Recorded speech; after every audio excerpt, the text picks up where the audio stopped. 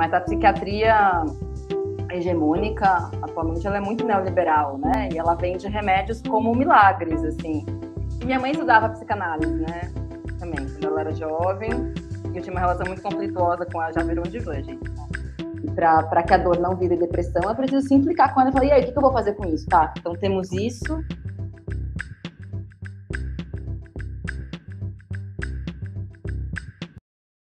Alô, alô.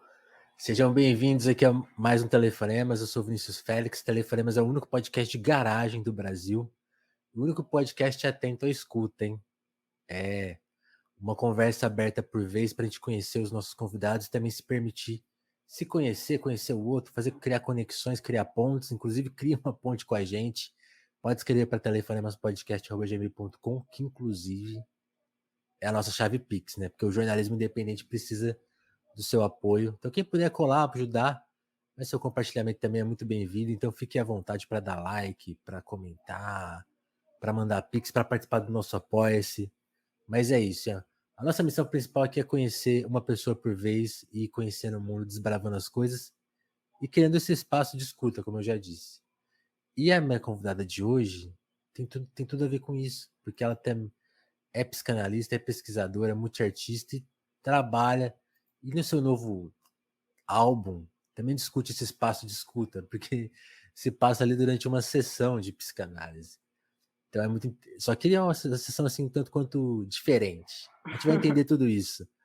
Marília Caldeirão, seja muito bem-vinda aqui ao Telefonemas, Marília. Como que você tá? Oi, Vinícius. Valeu demais pelo convite. É um prazer estar aqui. Tô bem. E você? Como é que você tá? Tudo certo, né? Apesar do Brasil, né? E eu acho que Já do já, Brasil. já posso começar com essa pergunta, né? Esse seu álbum novo, o Não Adianta o Inferno, discute um pouco esse Brasil, né? Uhum. E por onde a gente começa? Acho que você pode explicar assim para o nosso ouvinte distraído que ainda não te conhece, ainda não ouviu o seu disco. Do que se trata? Bom, do que se trata? O Não Adianta o Inferno é um álbum audiovisual que eu fiz por meio de um PROAC, né? Peguei um PROAC 2021, que era o Prêmio por Histórico de Realização em Música. Então, ele foi feito durante os anos de... Ele foi feito ano passado, né? E acabei de terminar, na verdade, lancei faz quase um mês agora, mas a realização dele foi feita o ano passado, ou seja, né, durante esse período aí tenebroso, durante Certo, né? ainda anos Bolsonaro, né, em que as perspectivas para artistas, para a humanidade em geral, né, estavam muito mal. Seres vivos. Para seres vivos, né, para o planeta Terra estava muito mal.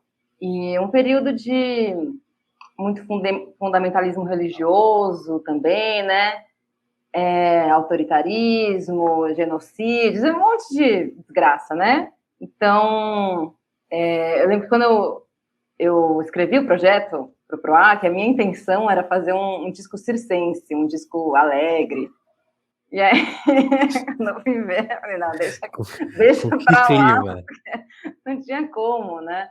A minha intenção era discutir as contradições do Brasil, só que de uma maneira alegre, mais circense. E quando eu fui ver, não consegui, porque não estava dando, né?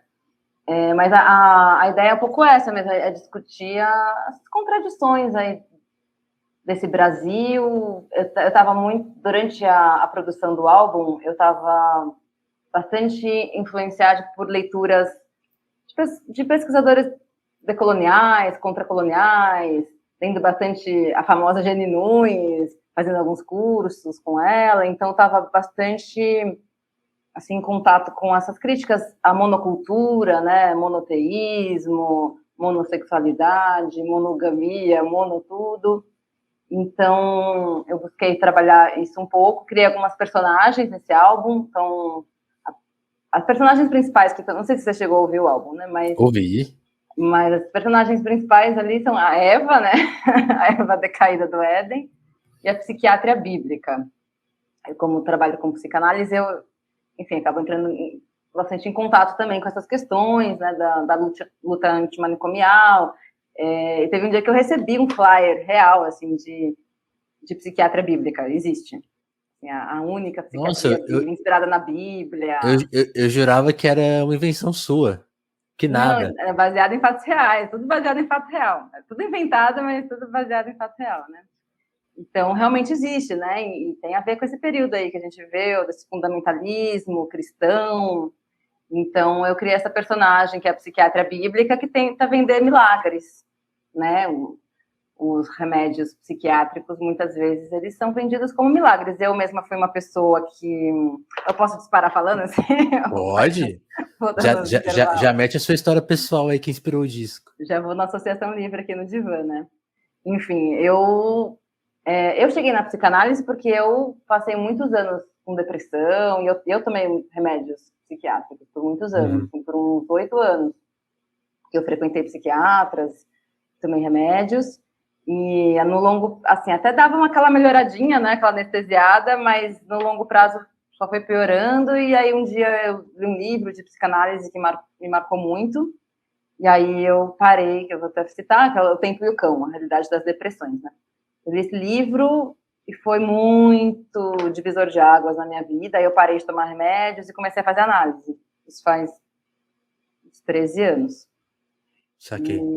E aí, quando eu comecei... Quando você tomava remédio, você não fazia análise? Você só Eu fazia tomava eu remédio? fazia terapias, eu fiz muitas terapias. Eu fiz comportamental, eu fiz neo-haitiana, gestalt, eu fiz psicodrama. Nossa, eu fiz todas as terapias da cidade, assim, sabe? Tô ligado. Eu fazia muita terapia, mas a psicanálise não. A psicanálise mesmo eu comecei por conta desse livro, que até então eu tinha preconceito contra a psicanálise, eu não botava muita fé. Então, aí foi esse livro que eu me aproximei mais, aí não parei mais, aí eu faço até hoje, né? E aí acabei também me tornando psicanalista nesse percurso. E hoje em dia eu tenho uma visão muito crítica, né, aos remédios psiquiátricos. É claro que cada caso é um caso, eu não acho que não tem que tomar em nenhum caso, mas a psiquiatria hegemônica, atualmente, ela é muito neoliberal, né? E ela vende remédios como milagres, assim. E eu vejo muita relação mesmo entre essa psiquiatria neoliberal e o monoteísmo, essa cultura cristã, né? Que a cultura brasileira é muito cristã, né? 86% da população é quase uma cristã. vertente, é quase uma continuidade, né? Então Então eu vejo muita relação. Então o álbum, ele faz uma crítica a esse pacote, assim, né, do fundamentalismo religioso, a indústria farmacêutica, algumas relações coloniais de várias ordens, de gênero, né, de racialidade também. Tento abordar um pouco essas contradições. total. Não, você perguntou assim se eu ouvi, e eu tava escutando ontem, e ouvi de uma vez, assim, porque é até um disco curto e foi me interessando, porque uma música vai puxando a outra, né? É uma historinha, né? É quase. Quase, né? Ela Quase. tem algum. E aí eu fiquei com essa sensação, tipo, que você não desperdiça verso, né? Tipo assim, todo verso tá puxando um assunto, tá puxando alguma coisa, enquanto vai contando a história, vai falar, é isso que você falou, assim, vai tratando de vários assuntos ao mesmo tempo, né? Sim, foi até um receio meu que ficasse muito cabeçudo. Isa, que foi a pessoa que assinou comigo o álbum audiovisual, uma hora falou para mim: Marília, esse álbum não é popular. Tem que dar Google para entender o que você está falando. Aí eu fiquei triste, falei, eu queria tanto fazer um álbum popular, mas é um período, também tem isso, foi um período meio cabeçudo meu, porque eu estava, enquanto eu fazia esse álbum, eu também estava estudando para o mestrado, estava no mestrado, pesquisando psicanálise não monogamia, então aquela coisa, né, quando você fica... E também quarentena, então um período de muito isolamento, né? Foi um período para mim de muito isolamento e estudo. Então eu mergulhei um pouco no meu mundo dos estudos e... Essa sobrecarga acabou virando... Também também é temática, né? Também faz parte desse momento. Sim, não, sobrecarga, nossa, foi algo que aconteceu comigo nesse período, totalmente. E aí, então, muito, assim, letras muito grandes, né? Eu acho que, assim, foi um álbum mais... É que eu teve um outro álbum anterior que eu lancei em 2020 que é bem diferente. Esse eu achei que ele ficou mais denso, assim, né? Ele ficou mais cabeçudo mesmo. Mais denso. Eu acho que teve a ver com esse período, né? De isolamento, que eu fiquei muito tempo isolado, estudando. Então, muitas questões, muitas crises, muitos problemas também no Brasil, né? Então, teve isso, sim. Boa. E falando da sua história pessoal, que a gente vai relacionando voltando ao disco aos poucos. Onde começa a sua vida artística, assim? Onde você pontua? Porque aí eu quero relacionar com isso que você explicou. Pô, você falou assim, pô, já passei por depressão e período longo, né? E fui me encontrando em várias coisas, até me encontrar nesse momento atual, né? E aí você se torna psiquiatra também, começa a estudar e Psiquiatra, tal. não. Jamais. Psicanalista. Psicanalista, misturei as coisas. E aí, então, tipo assim, mas a carreira artística anterior, o que você fez nesse momento que você estava tentando se encontrar, passando pela depressão? Então, esse marco inicial é difícil de responder, né? Quando começa. Mas eu realmente acho que eu tenho um desejo musical muito antigo, assim, desde criança, e eu demorei muito para me autorizar a fazer música. Eu não vou responsabilizar ninguém, senão eu mesma, mas existia uma influência familiar, assim, da minha família sempre falar que arte não é trabalho, não faça isso. Nunca teve assim, sempre teve um terrorismo em casa em relação a isso, sabe? Passa fome. Não, você vai ficar sem dente. Literalmente, essa frase, você vai ficar sem dente. Se você for fazer música, você vai ficar sem dente. Não faça isso, arte não é trabalho, não sei o quê. O que Então, sua família assim, fazia? Qual que era a ocupação? Ou é a ocupação? meu pai ele era engenheiro civil e tinha um bar de sinuca também. Legal. E agora ele tá aposentado, né? E o bar ele vendeu o bar e se aposentou. E agora ele tá tocando violão. Então, meu pai é um músico frustrado, entendeu? Que queria tocar Olha violão. E aí. o pai dele falou pra ele que não era coisa de homem. Olha aí. Aí, quando eu era criança, eu queria tocar bateria, ele falou que não era coisa de menina. Ah. Entendeu? Essas coisas, as heranças, né? Seculares, né? Que vem. Enfim, então meu pai não tocou violão e sempre falou, não, eu vou tocar quando me aposentar. E agora realmente ele tá tocando. Ele tá fazendo aula de violão e tocando violão aposentado. Mas, e minha mãe era professora de português e agora ela trabalha ela é corretora de imóveis com o marido, sócia do marido, e também deixou de ser professora. Então, e minha mãe também tem uma relação muito engraçada, assim, com o desejo profissional dela, porque ela era uma intelectual, né, da letras, e ela abandonou isso totalmente e passou a falar, não perca seu tempo lendo, não leia livros. As influências em casa era assim, não leia, é uma perda de tempo. Aí eu pegava, ótimo, mãe, me dá só seus livros, então, leva, mas não perde seu tempo, dá para alguém, leva para um cepo, porque perde seu tempo. Assim, são fases, né, agora... E minha mãe estudava psicanálise, né? Também, quando ela era jovem. Eu tinha uma relação muito conflituosa com ela. Já virou um divã, gente. Eu tinha uma relação bem conflituosa com ela. E eu via ela lendo Freud e falava, nossa, jamais vou querer saber disso, né? Isso aí é... Se minha mãe tá fazendo isso aí é porque não presta e tal. E aí tô pagando minha língua, né? Então tem essa coisa, assim. Meu pai e minha mãe, eles são pessoas que tinham esse desejo pela música e pela psicanálise, mas que renegaram, assim, né? Uhum. E falaram, não faça isso. Só que é aquela coisa, né? Porque, E nisso você, adolescente, assim, você já sonhava com o campo artístico ou você chegou a ter outras ambições, tipo, vou ser professor ou vou ter meu bar de sinuca? Você pensava o quê? Então, eu sempre tive esse desejo artístico, mas como eu não me permitia, achava que não dava, era impossível, eu pensava em seguir uma carreira acadêmica. Eu fui fazer ciências sociais, porque eu sempre fui bem em humanas, gosto muito de humanas, sou de humanas. Uhum. E, então, eu fui fazer... A primeira opção, na verdade, de como eu queria ser artista, mas achava que não dava para ir para música. Então, eu queria fazer cinema, foi a minha primeira opção de faculdade.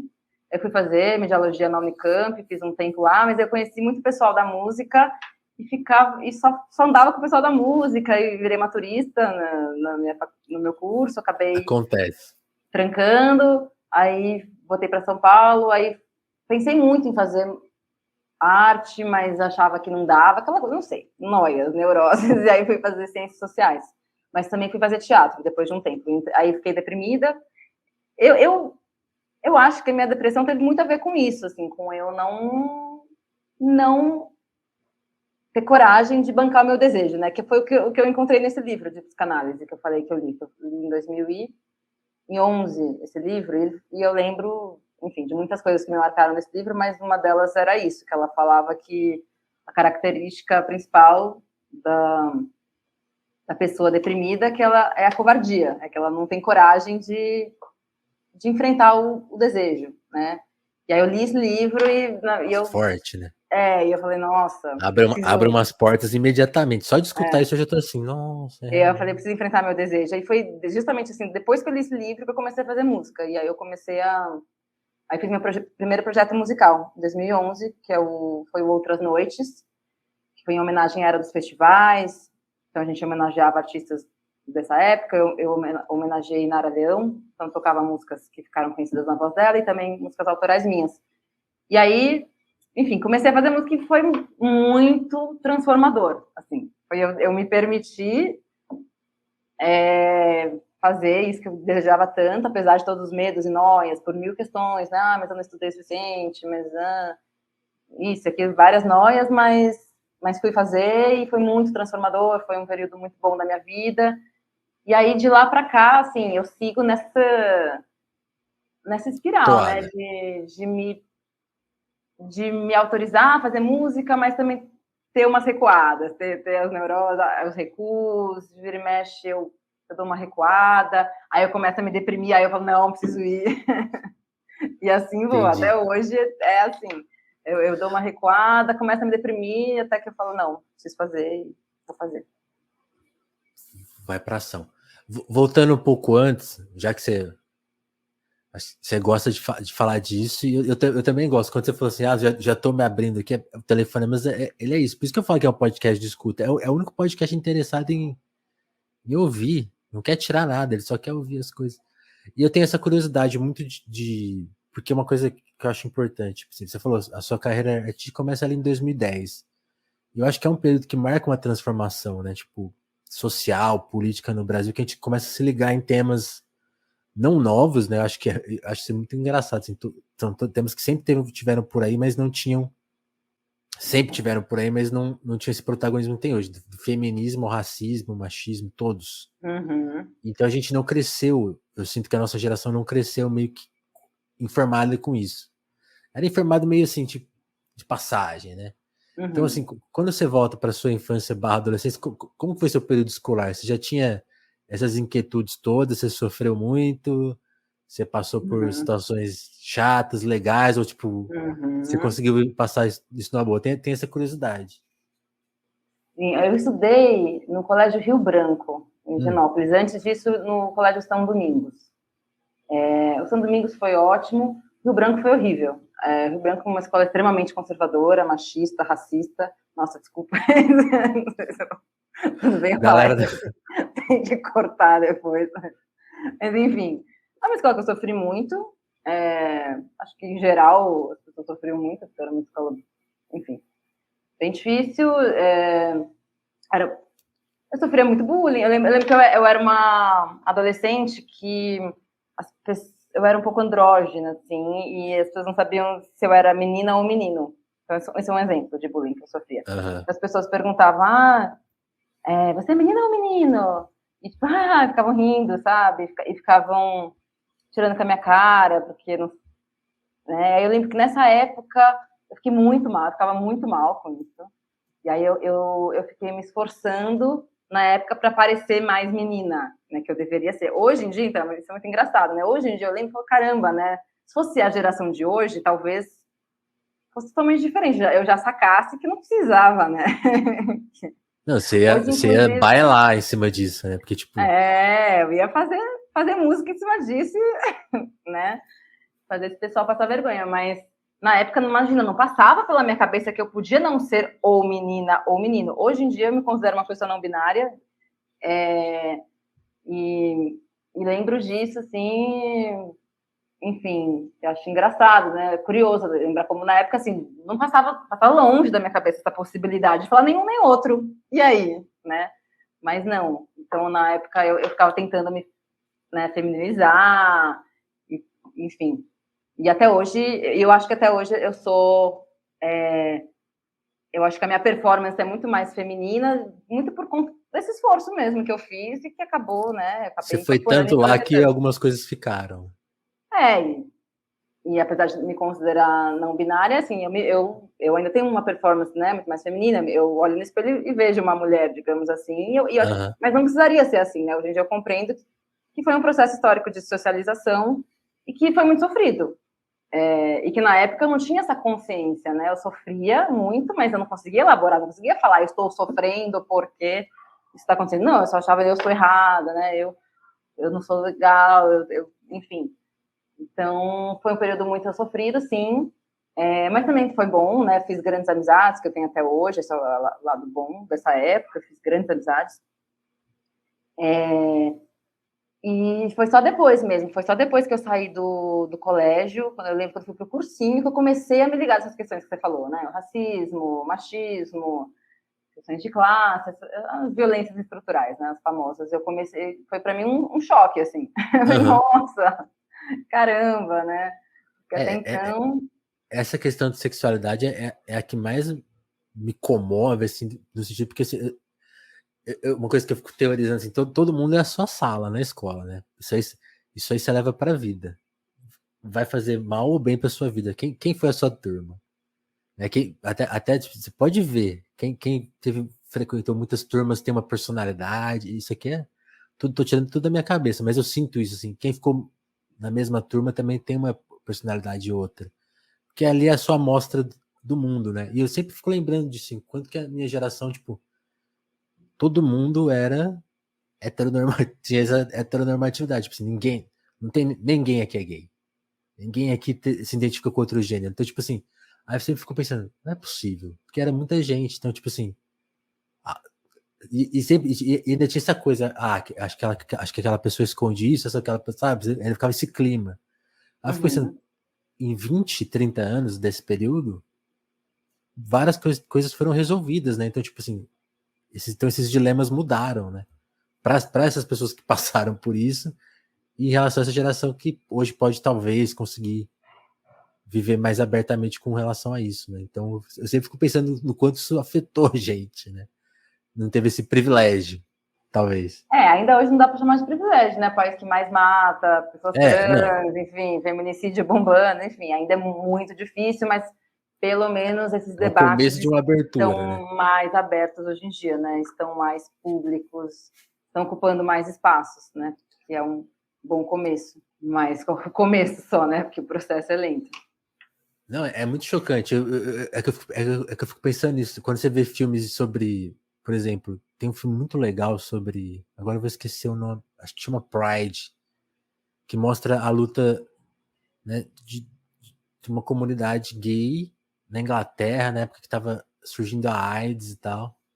Aí você fica, nossa, coisa antiga, né? Que era crime no país.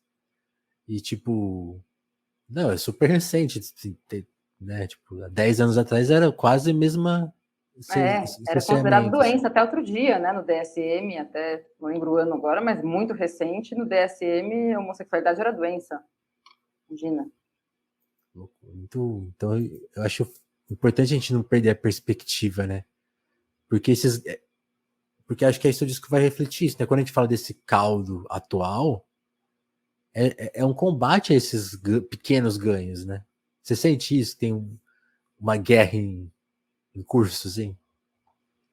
Com certeza, né? Brasil é guerra desde a invasão, né? Antes também, mas depois da invasão, gente, é muita treta, né? Todos os dias são muitos conflitos que a gente tem que lidar, assim, as questões raciais, de classe, de gênero.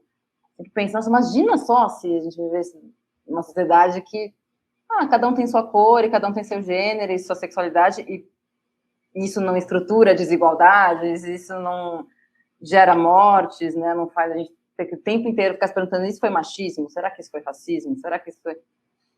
O Brasil é isso, todos os dias a gente tem que lidar com isso.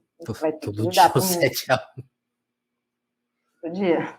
Que coisa. É muita treta.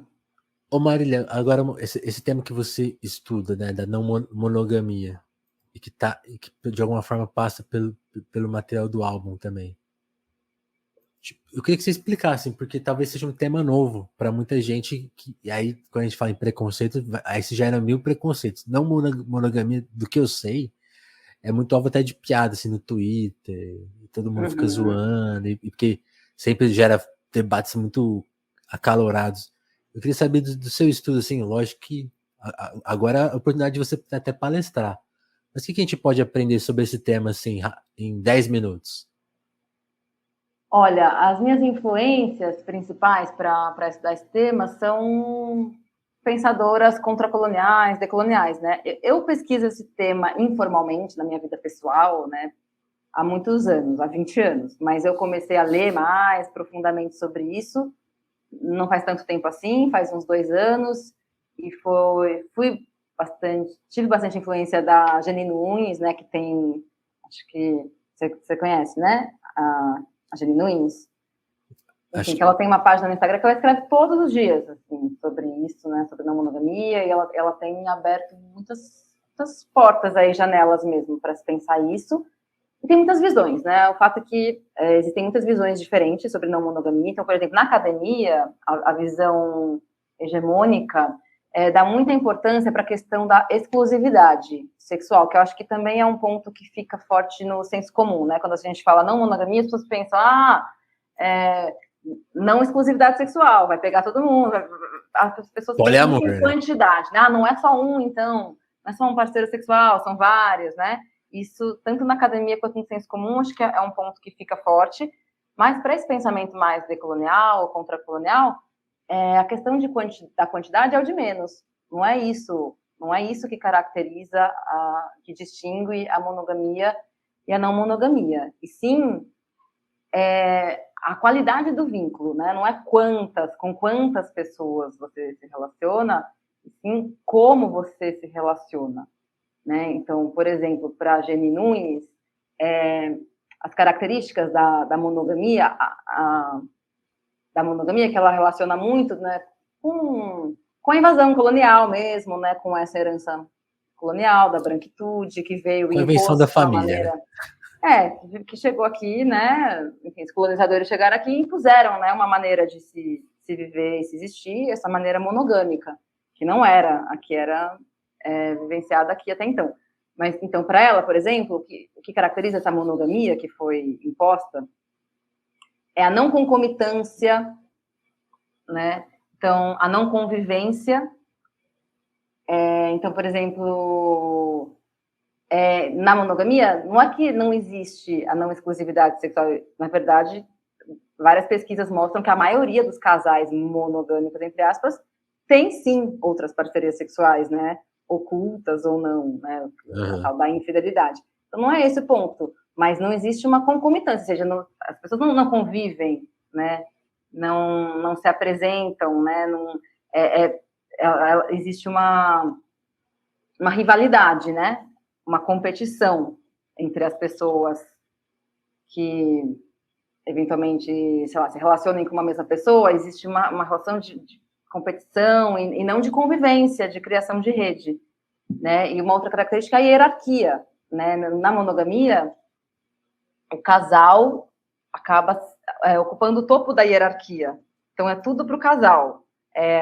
Então, a pessoa pode até ter outras relações afetivas, como amizades ou amantes, mas o cônģe, digamos assim, a cônjuge é a mais importante. Tem o crachazinho de oficial ali, e na hora do vamos ver, essa é a pessoa, né, que tem importância. Então, tem uma hierarquia. Então, essa discussão mais decolonial sobre não monogamia questiona isso, questiona essa hierarquia, essa não convivência, essa não concomitância, né? A minha pesquisa de mestrado ela é mais especificamente sobre o ciúme. O que eu estou tentando fazer é criar um debate assim, entre pensadores não monogâmicos e psicanalistas em torno do tema do ciúme. Porque existe muita diferença, né, de ponto de vista. Para pessoas que pesquisam não monogamia, o ciúme tem muito a ver com essa herança colonial, né, dessa competição. Quem inventou o ciúme? Né, essa competitividade em prol de um lugar que é exclusivo, né, que é o topo da pirâmide, né? Então, existe uma visão bastante crítica, assim, ao ciúme. Já para a psicanálise não é bem assim, né? Já é uma questão mais estrutural, não é só contingencial e histórico, enfim. Eu ainda estou realizando essa pesquisa, então depois terei mais a dizer, mas é por aí. Acho que o que mais fica para mim da não monogamia, o interessante é a gente pensar na qualidade do nosso vínculo, mais do que da quantidade, que no neoliberalismo pode acabar virando um grande consumo e descarte de corpos também, né? Isso tem sido discutido, é muito comum, homens cis, principalmente, isso não monogamia, e vai lá e, que legal. Tô numa fase não monogâmica, que é o famoso cachorro.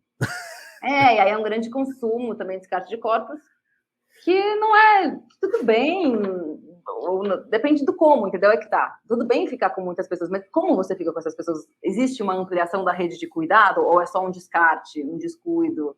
E na hora do vamos ver, é só a namorada que importa, sabe assim? Então é mais sobre essa qualidade do vínculo. Na saúde e na hora da doença, né? Para fazer uma piada com coisa do casamento. Mas isso é muito legal, né, Maria? Porque só essa sua explicação já mostra uma certa dificuldade de discussão desse assunto, né? Porque tudo que eu vejo, por exemplo, de Twitter, nunca chega nesses termos, sabe? Eu sempre olho para essa discussão como uma coisa muito positiva, mesmo que você não queira aplicar exatamente tudo na sua vida, mas eu acho muito louco como as pessoas veem nisso a criação de um novo dogma, né? Então, tipo, então eu vou ter que ser assim, sabe? Não, é o contrário, justamente. Rola um incômodo, né? Não, é o contrário, é a monogamia que é o dogma, né? Que foi imposta. O que a não monogamia discute é justamente que as pessoas têm autonomia, que é um dos conceitos chaves também, que a Jenny fala, né? E muita gente que pesquisa esse tema fala da autonomia. Por que Se eu quiser me relacionar com ninguém, eu posso. Isso também pode ser não monogamia. Posso ser uma pessoa não monogâmica e ser assexual, por exemplo. Não ficar com ninguém. E tudo bem. Ou posso ficar com 5 pessoas. Não é... A questão é eu ter autonomia sobre o meu corpo para decidir, né? O problema da monogamia é que ela impõe que todas as pessoas devem ficar com uma só. E a não monogamia advoga que não, que cada pessoa decida com quantas pessoas ela queira ficar e como. Inclusive para não ficar com ninguém, né? Enfim. Você acha que a gente tem... Você acha que a gente tem medo da autonomia ou fizeram a gente ter medo da autonomia? Ou um pouco dos dois? Acho que as duas coisas, né? Porque, então, justamente esse subjetivo e social, eles estão muito interligados, né? Não tem muito como separar, assim, o nosso inconsciente, ele é social, né? A gente introjeta muito dos valores do tempo que a gente vive, mas também existe uma agência, mas também o nosso tempo, o tempo que a gente vive também, ele é modificado e transformado a partir do que a gente faz com isso, né? Então, essa relação é muito dialética, então são as duas coisas. A sociedade nos impõe, né, que a gente tenha medo da autonomia, mas a gente também nos impõe isso, introjeta isso, né, na nossa cabeça, e a gente mesmo se impõe isso, e fica reproduzindo, né, essa falta de autonomia, e é um trabalho árduo aí, muitos anos de luta para conseguir se autorizar, né, a ter essa autonomia. Sim. E aí, para te perguntar, eu tô perguntando, talvez assim, não sei se as pessoas estão entendendo, assim, tudo que você tá falando eu concordo, assim, eu tô quase perguntando para me ouvir, sabe? E uma coisa que eu queria te ouvir era justamente isso, porque você entende que talvez por buscar entender esse processo, nossa, não sei se faz sentido isso, mas você falou assim, pô, passei por situações de sofrimento. Isso é uma coisa que eu fico imaginando, quando a gente se dá conta disso, isso é uma coisa tão social, aí a gente meio que se deprime, sabe? Tipo, a gente percebe as coisas, quer mudar, mas elas são... O resto do mundo ainda não tá nessa sintonia, sabe? E aí você se sente mal não pela descoberta, como se você fosse um gênio, assim, mas você descobre uma coisa e você fala, pô, você quer meio que contar pro mundo. E aí você... É aquela coisa, quando você percebe as coisas, aquilo te muda também, né? Então, te facilita a vida, mas também te cria dificuldades, porque você começa a ficar aquela pessoa, chegou o reclamão aí, ó o crítico aí. Né? Mas você não vira precisa essa ser pessoa. reclamão, aí que tá, né? Um dos grandes lances da clínica, por exemplo, psicanalítica, é justamente transformar queixa em implicação, né? Você não está se queixando do mundo, se você se implica com a parte que te cabe desse latifúndio, né? A grande questão é o que você vai fazer com isso. Então, sim, quando você percebe um monte de desgraça no mundo, é uma responsa. Seria mais fácil viver numa redoma de ilusão. Ah, que lindo, que gracinha, o mundo é perfeito.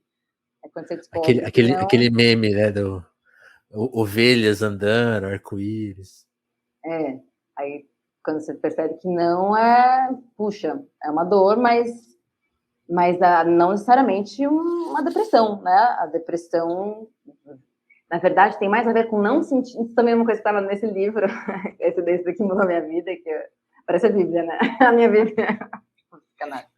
E que também está num verso da Clarice Lispector, que eu gosto muito, o verso da Clarice, que eu acho que sintetiza bem essa ideia, a maior dor é não sentir a própria dor.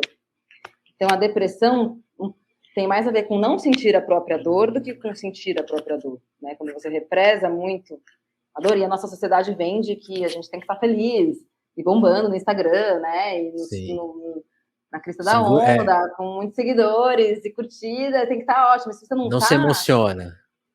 Se não tá, se você tá mal, parece que é um grande problema. Então, a nossa sociedade não cria muitos espaços para a gente ficar mal de boa, né? Não é muito bem-vindo a gente estar mal. A gente tem que estar bem, tem que estar sorrindo. Então, é muito comum que a gente não se permita sentir a própria dor. Não, vamos fazer. Nossa, tem um negócio aqui doendo, mas não. Vamos lá, vamos fazer, vamos arrasar. Bora.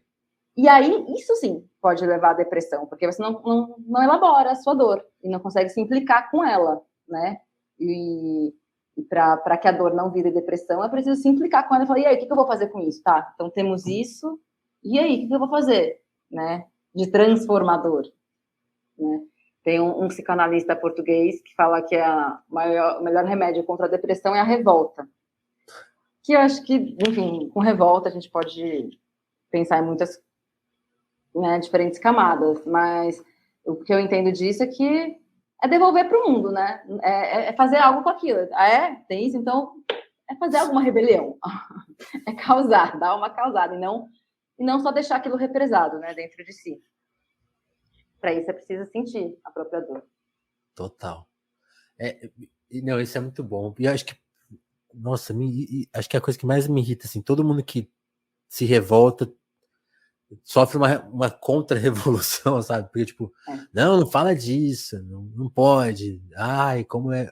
Quer quase chamar as pessoas de emocionadas, né? Fala, tá todo mundo muito emocionado. Tipo, eu acho muito louco, como é o crime perfeito, né? O neoliberalismo é o crime perfeito. Assim. Então, represa sua dor, trabalha mais aí, e a culpa é sua, hein? Faz a gestão, né, dessa dor e depois vende remédios. Exatamente, é um pouco o que eu tento falar no álbum, voltando um pouco, assim, né?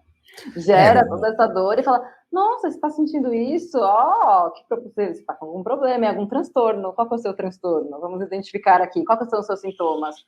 Vamos dar o checklist. Você tem esse sintoma, aquele. Pronto, a sua doença é essa. Toma. Tenho aqui o remedinho para você, o seu milagre. Toma isso aqui. E aí... E no disco você chega a imaginar uma situação que a pessoa toma tanto remédio, né? No caso, a psiquiatra ali, psiquiatra bíblica, que ela entra numa crise, né? Porque não consegue, a demanda não... Ela vai encalhando, né? Essa é uma diferença do álbum sonoro para o audiovisual, porque quem só ouve as canções não pega essa parte, né? Porque no álbum audiovisual a gente resolveu fazer essas sinopses, né? Então a gente colocou umas narrativas a mais ali, que não estão necessariamente nas canções. Mas no álbum audiovisual tem isso, né? A gente colocou essa sinopse que a psiquiatra bíblica acabou tomando tantos remédios que ela não conseguiu vender, que ela desestabilizou o mercado farmacêutico e foi... Imagina. empurraram ela para o Hospício Colônia. E aí lá, né, aí tem a canção lá, Loucos Lucros, que eu me inspirei num livro da Daniela Arbex, que chama Holocausto Brasileiro, sabe, que é sobre o maior hospício, né, que teve no Brasil, que é o Hospital Colônia, que foi um genocídio mesmo. Morreram milhares de pessoas. E é bem, o nome não é por acaso, né, o Hospital Colônia. Eram muitas pessoas negras, gêneros dissidentes, pessoas pobres, né, que iam parar nesse hospital, diagnosticadas, né, como loucas e tal, e essa letra é meio pesada, mas ela é totalmente baseada em fatos reais mesmo, né? Eu falo na letra, vendem corpos frescos à faculdade de medicina, de fato faziam isso, né? De fato muitas pessoas, matavam muitas pessoas com eletrochoques e tal, e vendiam para faculdades de medicina. Então, assim, lucravam, né, com os corpos dessas pessoas. É bem pesado, né? A história do Brasil é muito pesada, né? Por isso que eu não consegui fazer um disco alegre. Mas ainda Não, e essa história, assim, é recente, né? Não é é Não é século 1500, isso XX, não, século foi agora. 20, década de 60. Então, foi a luta antimanicomial que começou a mudar isso, né? Super atual. Caramba. Pois é. Outro aspecto do seu trabalho, só mudando um pouquinho, talvez, de assunto, que eu acho muito legal, que é um instrumento que tem. Do jeito que você usa, tem a coisa do teatro muito forte, que é a sanfona. Eu queria que você contasse quando que você começou a tocar sanfona. Eu comecei a tocar sanfona num Psicodália. Não sei se você conhece esse festival de música, que era para quem não gostava de carnaval. Nessa época eu não gostava de carnaval, eu ia para o Era tipo Psicodália, um que era um retiro. festival de rock no sul. E aí eu lembro que eu acampava lá e um dia eu acordei uma barraca com o som da sanfona, era um palhaço, o Mauro Brusa, tocando sanfona, assim, caminhando com o nariz. Nossa, achei tão bonita aquela cena, me marcou tanto. Ele passando chapéu, assim, andando, tocando sanfona, passando chapéu, eu achei lindo. E aí também estudando teatro, porque eu me formei em teatro também. Eu me apaixonei muito pela linguagem do palhaço, então ele era palhaço sanfoneiro. Teve uma época da minha vida que eu era muito obcecada, assim, por palhaços sanfoneiros. Uhum. Eu queria ser uma palhaça sanfoneira, aí eu comecei a tocar sanfona, me tornei artista de rua, né? Fui artista de rua por muitos anos. Muito, acho que muito inspirada, assim, por essa imagem mesmo, sabe? Do palhaço tocando sanfone, passando chapéu, que eu romantizei demais. E realmente foi muito bom, mas depois de um tempo, assim, digo, quando eu me tornei artista de rua, eu fiquei muitos anos tocando sanfona, né? Nas ruas, nos metrôs, passando chapéu. E foi muito bom. Me conta dessa experiência, o que uma artista de rua escuta? Porque eu acho que também é outro lugar que tem muito preconceito, né? Nossa, muita coisa. Quando você perguntou, achei que estava falando de música, mas você diz escuta do público, né? Das pessoas. Olha, então, aqui no Brasil não é legalizado, né? Tocar no vagão de metrô, por exemplo. Então, a primeira coisa que eu escutava era os seguranças falando pra gente sair. Corre! Corre, sai, pode sair, vaza. E também tinha. A gente escutava de tudo. Muita gente ficava emocionada e ficava feliz. Ai, obrigado, nossa, mudou meu dia, muito obrigada, que legal. Só que tinha também um retorno. Assim, isso que eu imaginei. Eu até fiquei pensando, talvez a resposta da Marília seja tipo assim: as pessoas amam, porque aquilo ali é transformador, né? Tinha de tudo. Tinha as pessoas que gostavam e elogiavam e faziam contato, e tinha as pessoas que discriminavam também. Eu lembro de um dia que eu estava tocando no vagão com uma Fê, uma parceira, que toca violino, e aí um cara falou, que saco, você sabe que não pode tocar aqui, isso não... Aí Mafê falou, a gente tá fazendo arte. Aí ele falou, vocês não estão fazendo arte, se estivesse fazendo arte, vocês estavam no municipal. E por um acaso, Mafê também tocava no municipal. Aí ela tirou a carteirinha assim, eu toco no municipal, e aí? E agora? E agora? Aí todo mundo... aí a gente perguntou, gente, vocês querem que a gente saia? Vocês querem que a gente continue? Então, fica. Aí a gente ficou, o cara saiu e tal, mas Mafê ficou super abalado, assim, né? É muito desagradável, né? O tempo inteiro você tem que ficar provando que o que você está fazendo é arte. Então tinha muitas pessoas, eu lembro, que tinham dó, assim, coitado, estava aqui na rua. Não entendi que é uma opção de vida, né? No meu caso foi uma opção de vida, assim, eu até ganhava mais dinheiro antes trabalhando com teatro, mas eu me apaixonei pela banda que eu entrei, fui morar junto, né, que era a banda Tecoporã. Então eu me apaixonei por essa vida, foi uma escolha minha, mas as pessoas não conseguem entender que você pode fazer uma escolha que não é exatamente compatível com o que a hegemonia vende como o que é bom para todo mundo. Porque você não vai no The Voice? Mas vai no The Voice, mas eu não quero ir no The Voice. É muito chato, né? Pro jornalista, o equivalente ao The Voice é a Globo. Assim, pô, mas eu até brinco, não, se quiserem contratar o telefone, mas a gente faz na Globo. Pode passar de madrugada, mas eu não sei se eles querem. E nem sei se eu quero também isso. Tipo, é muito louco, né? Essa opção, tipo, por que você não tem mais, né? Não, escolher ter um pouquinho. Isso é uma treta grande, né? Essa questão Do reconhecimento da remuneração, do sucesso. Esse é um debate que é bem complexo mesmo, porque tem um preço, né? Tem um preço, Sim. às vezes, bem alto. Assim, a gente vê pessoas incríveis que a gente admira e, às vezes, né, vão muito longe, fazem muito sucesso, ganham muito dinheiro, reconhecimento, e, de repente, a pessoa, você vê, ela se perde tanto, assim, e tudo aquilo que fazia sentido ela falar já não faz mais. É muito complexo. É uma treta. É uma treta. Sim. Não, e o Brasil é craque nisso, né? Sei lá. Hoje saiu um disco do João Gilberto e eu sempre penso, o João Gilberto morreu quase que sem dinheiro. Hoje saiu um disco do João Gilberto? Saiu um disco ao vivo Sério? dele. Depois Mentira. vou Quero te mandar o ouvir. link, é maravilhoso. Ô, louco. Um dos meus parceiros musicais é um grande pesquisador do João Gilberto. Eu gravei um álbum com o Walter Garcia, vocês conhecem? É um cara, Sim. João Gilbertola. Você Não, João conhece o Walter? Gilbertola. Eu sempre Meu quis trazer parceiro. ele aqui, me passa o telefone dele.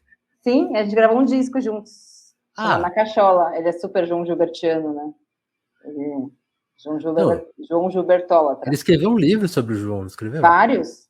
É. Escreveu uns três, escreveu vários livros. Ele é bem pesquisador do João Gilberto. E ele foi o grande, assim, melhor professor que eu tive na USP. Um grande professor. Aí, a partir disso, a gente fez um grupo de estudos, virou um grupo de composição, a gente gravou esse álbum. Foi muito Nossa, legal. O Walter sempre que tem reportagem assim, vamos falar do João. Ele é o cara que entrevista, né? Então, tipo, ele já deve conhecer esse disco há tempos, assim, porque Não, ele é um manja disco tudo, ele manja muito é um do João disco de Gilberto. 98, tipo, quer dizer, não é um disco, né? Ele fez um show no Sesc em 98 e o Sesc gravou isso. E agora eles pegaram isso, tipo, remasterizaram. Então, tipo, tem um som, parece que foi gravado ontem, assim, Nossa, é eu quero muito maravilhoso. ouvir. Como é que eu procuro João Gilberto? Depois eu vou te mandar o link, tá no Me Sesc manda. Digital. Quero ouvir, com É certeza. muito bom. Ele abre com uma música dos anos 40, do Bid Marçal, que parece desafinado, assim, é como ele se avisasse, ó, onde a Bossa Nova foi buscar as coisas, assim, é muito foda. Nossa, quero muito É ouvir. muito foda. Mas ainda falando da Marília, você falou dessa coisa do Walter, o que foi essa fase de estudante, assim, na USP? Então, eu fiz ciências sociais lá, e aí, quando eu comecei a querer fazer mestrado, eu peguei uma disciplina no IEB, que é o Instituto de Estudos Brasileiros, de formas da canção brasileira, que o Walter dava essa aula. Aí eu me apaixonei por essa aula, eu vi 3 semestres seguidos, já tinha me formado na faculdade, mas continuei assistindo a aula, assim, porque realmente, não, juro, foi uma aula que eu fiquei... Por quê? Por que eu fiquei apaixonada? Porque eu era essa pessoa que queria fazer música e não me permitia, né? E então, eu encontrei essa aula, ele falava apaixonadamente de canção brasileira, e eu fiquei, nossa, é aqui que eu quero ficar, né? E aí, então, comecei a ver essa aula muito tempo, aí a gente formou um grupo de estudos, e aí desse grupo de estudos a gente acabou formando um grupo de composição de canções, e aí no final sobrou eu e o Walter fazendo um álbum, Você que era tão chama... aficionada que, tipo, as pessoas iam Ficou indo nós. embora. Nossa, eu Mas e aguento mais essa você? galera. E a gente não vamos ficar. E a gente gravou esse álbum na Cachola, que a gente lançou, foi acho que em 2017 que a gente lançou. Tem participação da Jussara Marçal.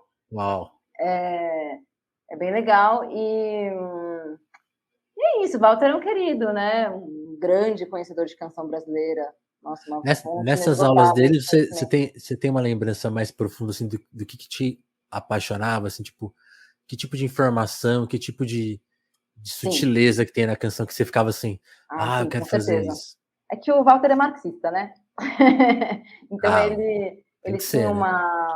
uma abordagem das canções que é bem por aí, as contradições sociais, que é a parte que me toca, né? É o que me interessa, assim. E, por exemplo, eu fiz depois uma pós-graduação em canção também, que é muito legal, né? É dirigida pelo Molina, é maravilhosa essa pós.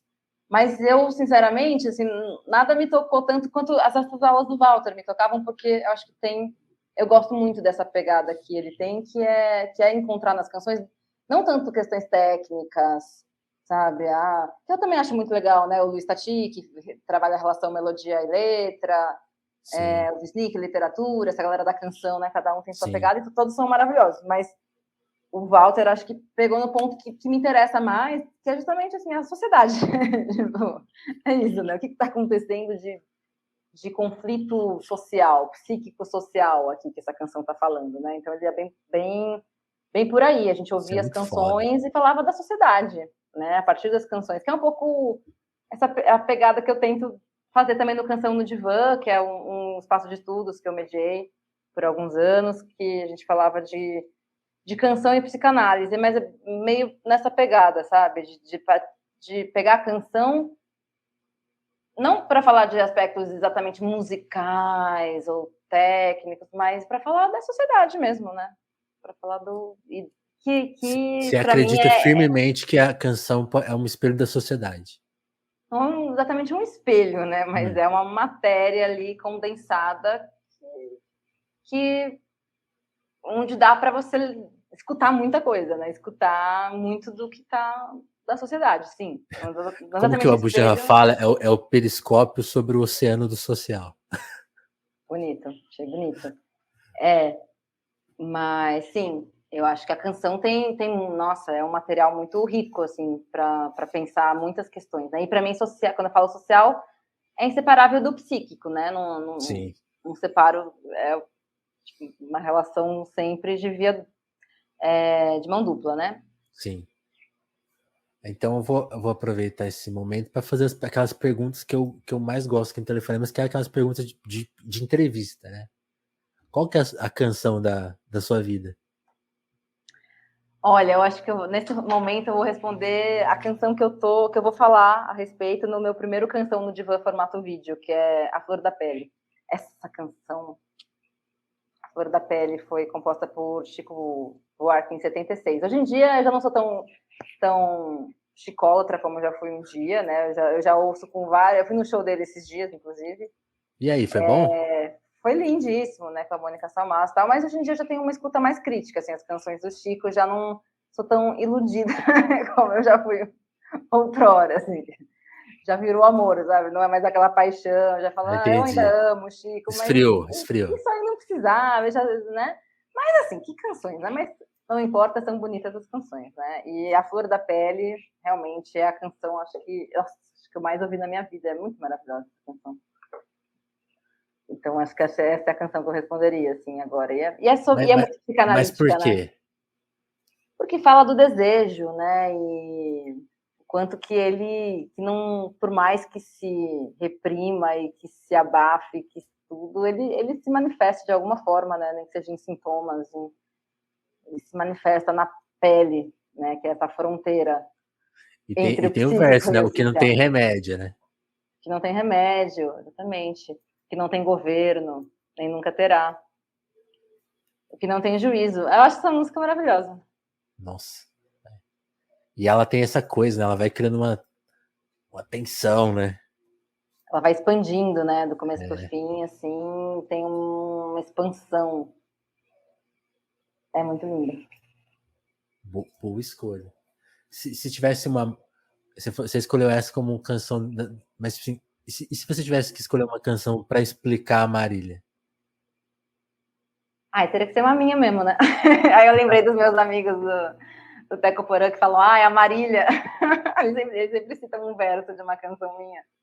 Que foi É. a primeira canção que eu cantei para eles. Eles, eu digo, pessoal do Teco Porã, né? Quando eu conheci, essa minha ex-banda. Primeira canção que eu cantei pro pessoal do Teco Porã era Navio Canção. Tem um verso que é um lado me conduz, o outro vem me afogar. Aí, direto, eu sofro bullying. Eles falam, a Marília, um lado me conduz, o outro vem me afogar. É sempre um conflito, sabe? Tem isso, mas também tem aquilo. Não, mas não é. É sempre essa coisa Muito contraditória, bom. assim. É lá e cá, lá e cá. É o samba, gente, não é? E não é, né? É e não é. É, é o que é a filosofia do Tim Maia. Tudo é tudo e nada é nada. É isso aí. Exatamente. Agora, outra sessão fixa aqui do Telefonemas, Marília, é você. Pô, você falou do Walter, você quase fez isso, assim, mas a gente gosta, porque eu sinto que tem formas de combater o neoliberalismo. Sempre as pessoas indicam produtos, indicam ouça isso, veja aquilo. eu tô a fim de conhecer pessoas e eu quero sempre conhecer pessoas através das outras. Então eu queria que você me indicasse alguém, assim, uma sugestão de pessoa para você conhecer, para você ir atrás, fazer uma entrevista, quem sabe. Ah, você já Ou falou do só. Walter, eu acho que eu indicaria o Walter. Você estava falando do João Gilberto, daqui a pouco saiu o disco do João Gilberto hoje, eu acho que o Walter é uma boa pessoa para falar desse disco.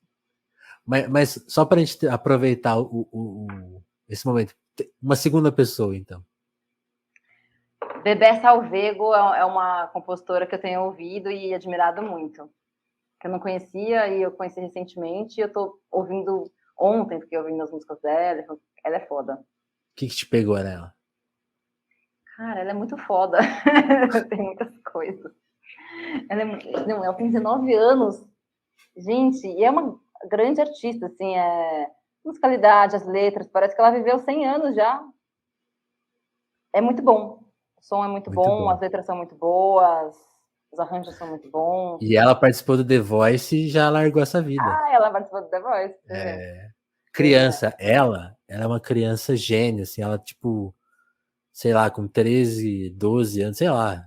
Tem ela no Jô, procura isso depois. Ela foi no Jô Soares, assim, criança, Sério. só cantando standard de jazz, assim. Ela, tipo, ela tem um repertório de jazz na cabeça, todo, completo.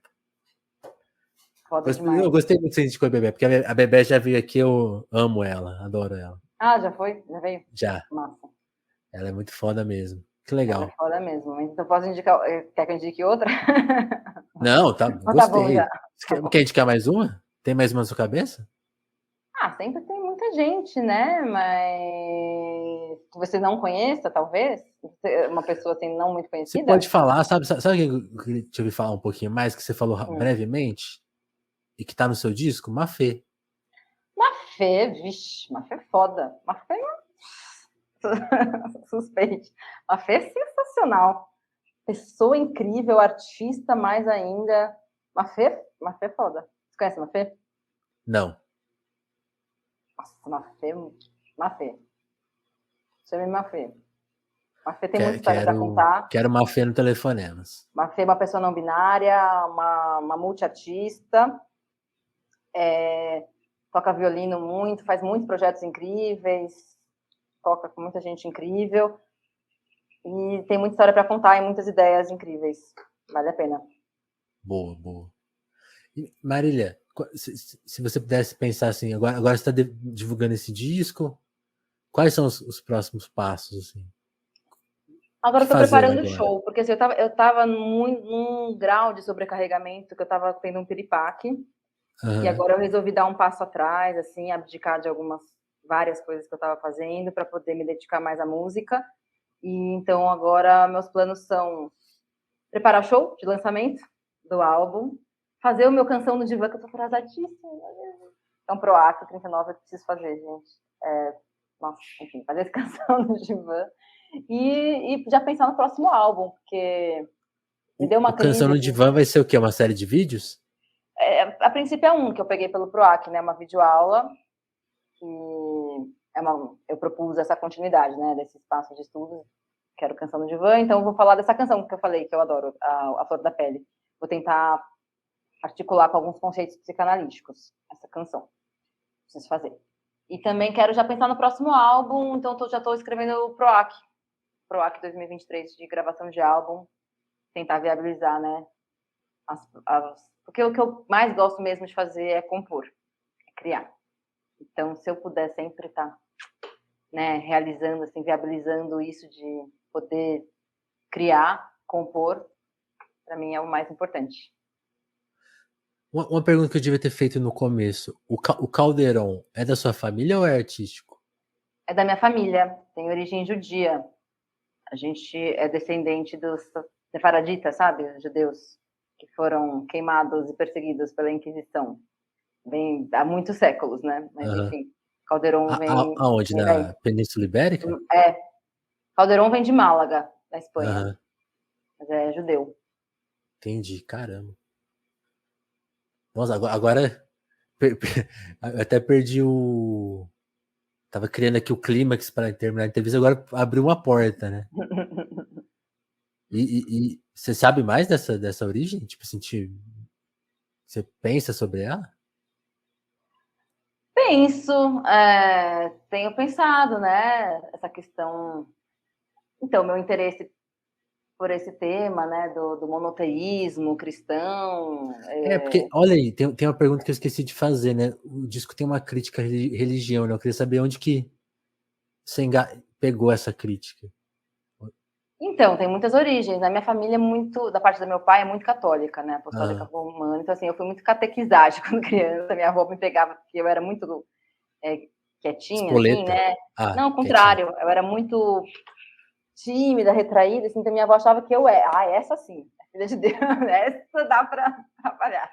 Ela sabe, Não assim, falava a nada. ovelhinha, enfim, a boa ovelhinha. Então, aí ela me pegou para catequese, aí ficava me catequizando.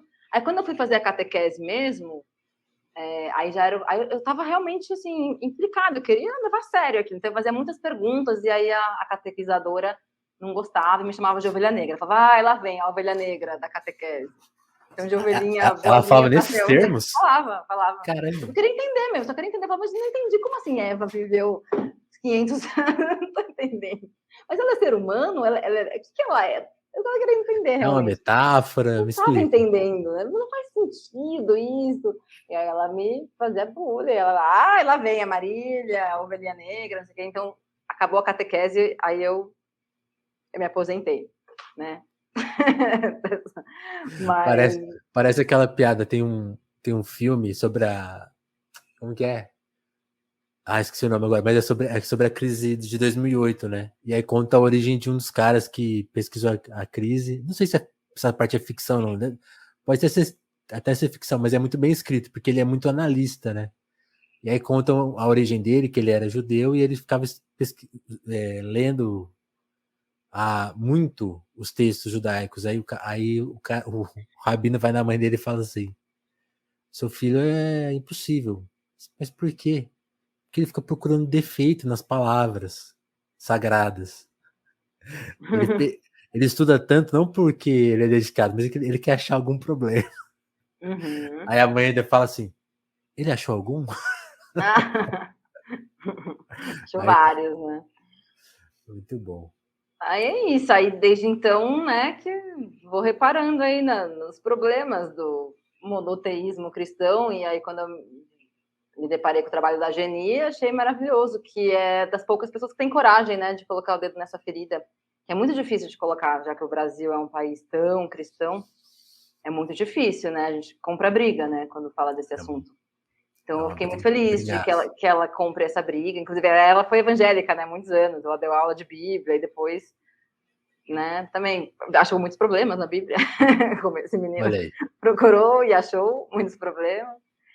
E aí, quando eu descobri que eu era descendente dos sefaraditas, né? Que foram queimados, perseguidos pela Inquisição, eu falei, aí. Então, então já não é de agora, né? Olha os estragos que já foram feitos. Né? Aí. Então, que bom que eu estou realmente investigando esses problemas aí, que são problemas mesmo. Beleza. Ó, Marília, queria te agradecer muito. Vou fazer agora a pergunta mais indiscreta do Telefonemas, né? Que é também a pergunta tradicional aqui, que é: curtiu o papo? Gostou? Adorei mesmo. Muito gostoso, muito associação livre, assim, do jeito que eu gosto. Adorei. Que bom, que bom. Vamos fazer uma parte 2, então. Você falou que já tá quer dizer, você ama escrever, então eu imagino que logo vai ter um álbum novo e coisas novas. Aí você cola aqui de novo, por favor. Vou adorar. Com certeza. Beleza. Então, turma, é isso. Agradecer muito a Marília. Convidar todo mundo de novo a colaborar com o Telefonemas. Porque é assim que a gente se mantém no ar. Então, o Pix no telefonemaspodcast.gmail.com é muito importante. Assinar o Apoia-se, quem sabe. Assinar, quem é de YouTube, tem uma forma de assinar o nosso canal aqui também, R$5, R$2.